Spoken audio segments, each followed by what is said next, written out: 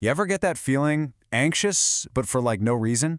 That knot in your stomach, your mind is racing, and you just can't pinpoint why? We're always told it's all in our heads, right? But what if the real trigger is somewhere you'd never, ever expect, like your jaw? Yeah, it's that constant low-level hum of dread, that feeling of being on high alert all the time, even when everything around you is perfectly fine. It's so confusing, and honestly, it's exhausting, and it just leaves you wondering, what is wrong with me? Well, here's a thought. What if the root cause isn't just in your head? What if it's actually physical? What if that anxious feeling is really your body's way of responding to a hidden structural problem? Okay, so let's get into it. How can a part of your body you barely even think about have such a massive impact on your mental state? Let's unpack this hidden physical trigger. So here's the core idea. When you have chronic tension in your jaw, or even a really subtle issue with your airway, your body can send these non-stop stress signals straight to your brain. Your body interprets that physical strain as danger, like you're under threat, so it puts your entire nervous system on red alert. And this happens even when you know, consciously, that everything is okay. But how exactly does that work? I mean, how does a tight jaw actually turn into a pounding heart and that feeling of panic? Well, it turns out our bodies have this built-in alarm system.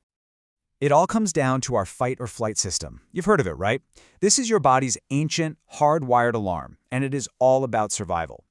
When it senses a threat, it doesn't stop to think. It just reacts, instantly. Now imagine that smoke detector is just a little too sensitive.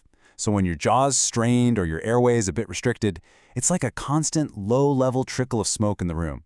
The main alarm isn't blaring, but it's always humming in the background, keeping your entire system completely on edge. And that sets off this powerful chain reaction.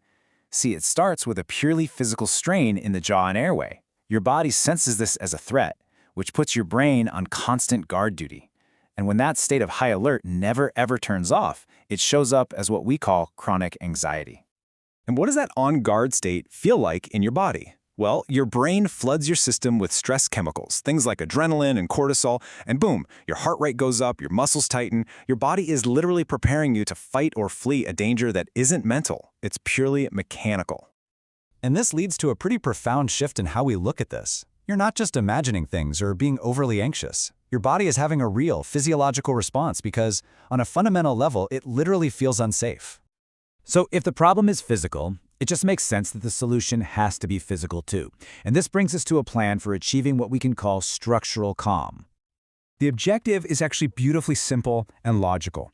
If you can remove the physical stressor, that little trickle of smoke we talked about, then the alarm system, your nervous system, can finally quiet down and stand down from high alert. And the process is very methodical.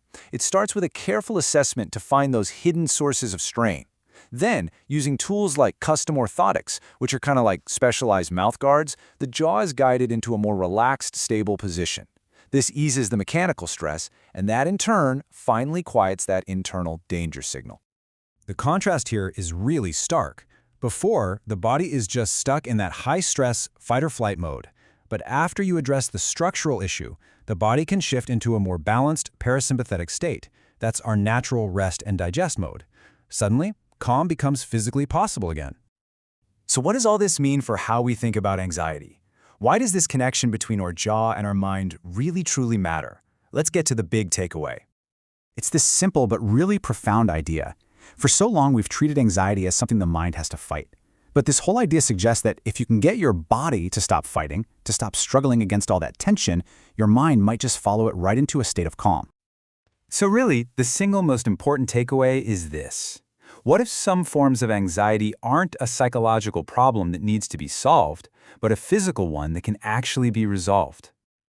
And you know, there's a great sense of hope in this. It suggests that calm isn't something you have to learn from scratch.